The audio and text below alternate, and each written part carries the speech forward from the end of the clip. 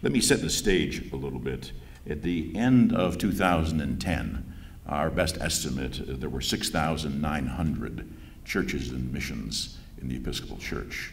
The value of the church properties, all church properties, not just those we insure, are just over $20 billion, much larger than other denominations of our size, sometimes as large as denominations twice our size. Any organization to stay efficient needs to build new sites and to close ones that are not working. So that's not new. The issue we have is, of course, the shrinking size of the church and the fact that the closing churches outnumber new churches by 2.5 to 1. So for every new church that opens over the last 10 years, 2.5 of them have closed. With that basic, simple math, it indicates that about 40, just over 40 churches each year are closing based on the data we collect and the data we manage very carefully over the last 39 months. And of course, that would, I guess, each year that suggests that the number of churches closing is about the size of a very small, admittedly, Episcopal diocese each year, offset in very small part by new openings.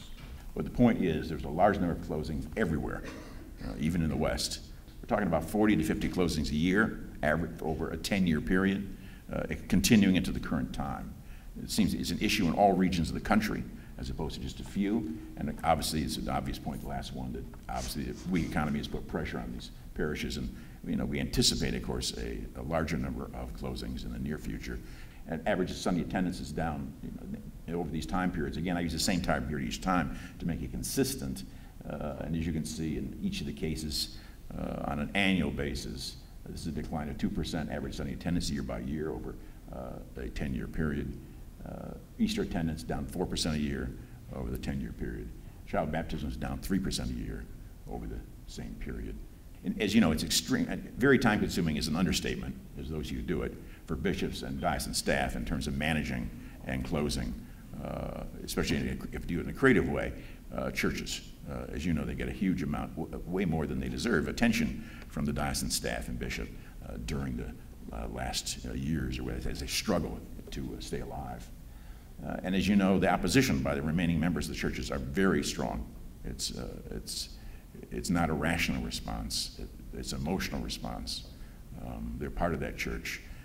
And we've seen many cases where the church is populated by 2 or 3 families, essentially, and who have been there, at least it seems, forever, and have no intention of leaving. And of course, point not to be missed, all organizations need to open and close entities. Even the healthiest of organizations need to do that. Otherwise, they're not efficient, effective in using their capital effectively. So, the basic element of business is you have to reallocate your resources periodically to achieve your mission. So that's something we'd have to do anyway, but we have to do much more because of this closing issue. And the last point, which is again obvious, we need to get really good at this.